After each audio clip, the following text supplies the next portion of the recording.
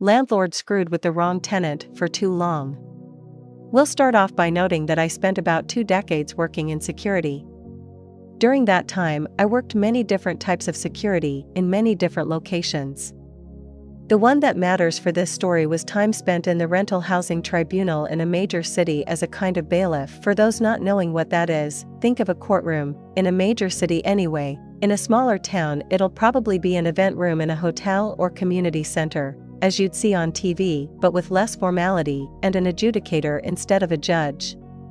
They are functionally the same thing for landlords and tenants, but they definitely aren't the same thing.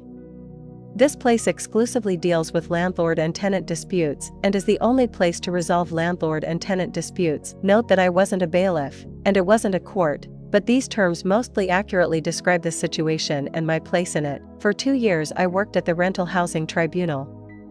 It was early in my time in security. I was 18, 20-ish.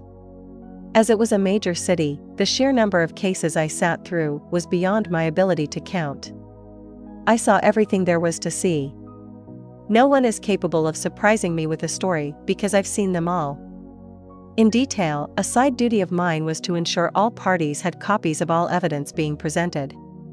I did a lot of photocopying and always read or inspected everything I copied to ensure nothing got cut off or made illegible. By the time I stopped working there, I probably knew the way everything worked well enough to be an adjudicator myself.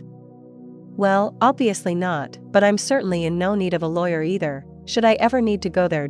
I also had intimate knowledge of how the system worked beyond the actual rules.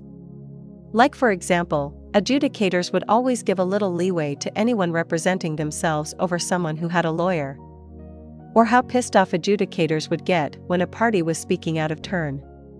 Seriously, do not do that. Skip forward almost a decade. I left the city and am in a fairly large town in the same province, same tenant laws. I have a few roommates in a decently sized townhouse. We get along well. But there's a problem. Only I can write checks, and our paydays don't line up. So I'm the one who pays the rent, and I usually can't do it on the first, because roommates don't usually all pay in time. We advise the landlord that we might be a day or 2 late, but we'll always have it by the 3rd at the latest. They have no problem with it at all. I spoke to them myself. For about a year, this worked fine. No complaints from the landlord because even if we're often a day or 2 late, we always pay. We're also fairly quiet and don't damage the property. Nearly model tenants. I do not actually have any idea why, but one day this changed. I suspect a different person in the company started overseeing the region. One day, suddenly, we got a summons to the rental housing tribunal, hereafter to be referred to as RHT, on the 2nd of the month for failure to pay rent. This doesn't actually lead to a case, because we paid on the same day. But now we have to pay the application fee the landlord paid in order to serve the summons. I bitched to the neighbor, who was also the superintendent, and eventually heard back that their contact at the company was now demanding the 1st of the month, no exceptions. Well, that really didn't work for us, so we probably had to pay that fee 15 to 20 times over the next 2 years. I could have gone to tribunal over it, but we were technically without a leg to stand on, and I knew it. Maybe if I went enough times, I could ding them for harassment, but I don't have time for that, and my roommates don't care. After being split between us all, the fee wasn't enough of a deterrent to change our behavior, so we accepted it. If this was the only issue, there wouldn't be much story, though. At around the same time the rent leeway vanished, so did mandatory maintenance.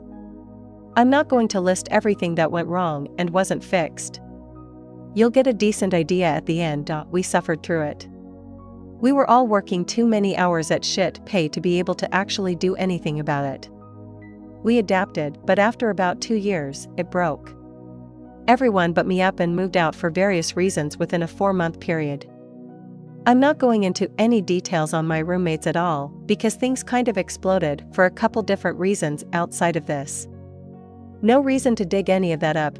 I had been saving up for a while and was able to quit my job without having to immediately get another, so I suddenly had a lot of time. I didn't want to stay and pay the rent by myself or have to find new roommates I could live with, and with my experience in the RHT, I knew I had the landlord by the balls. So I went for them. I stopped paying rent. Annoyingly, I didn't get a summons the first month. But I did the second. So I went. With a meticulously documented plethora of evidence of failure to maintain the property and entering the property without formal notice, I had a copy for the landlord and a copy for the adjudicator. I know from experience that technically you're supposed to give the other party the evidence before the tribunal, but I also knew about the leeway an adjudicator gives to those who represent themselves. So I didn't give the landlord the evidence until our case came up, a 100% total ambush. They argued they were ambushed, but the adjudicator just dismissed the case, dressed me down a little, and told me to file my own summons, as I should have done. This was the petty revenge. The landlord and lawyer drove 3 hours to get there for nothing. Worse than nothing, I filed my own summons, and the big day showed up. It's been about 4 months of me not paying rent at this point. I'm prepared to lose, but I don't think I'm going to lose. The whole thing could not have gone better. I had 20 to 30 pages of evidence and 20-odd photographs. They had nothing.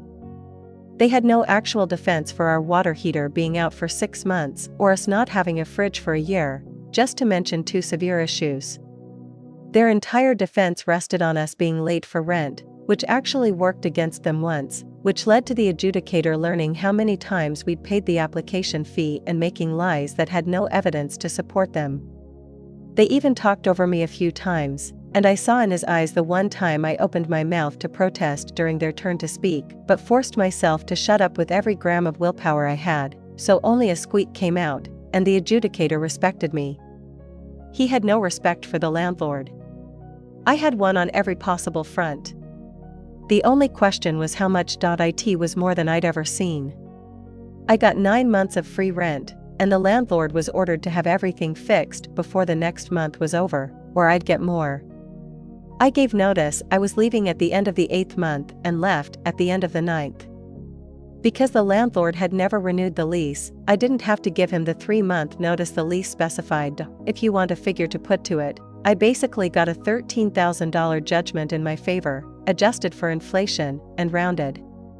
I also made the landlord and lawyer drive for 3 hours, twice, only to lose. The landlord's face was so red at the end, I thought he'd have a heart attack. He didn't, though. By Mark. Edit to clarify a few things based on questions. I also want to add that for those good landlords out there, I do feel you. My time in the RHT was eye-opening. For every bad landlord, there are easily 10 bad tenants. There's a massive debate over the whole thing. I'll only say that I do sympathize with the good landlords out there.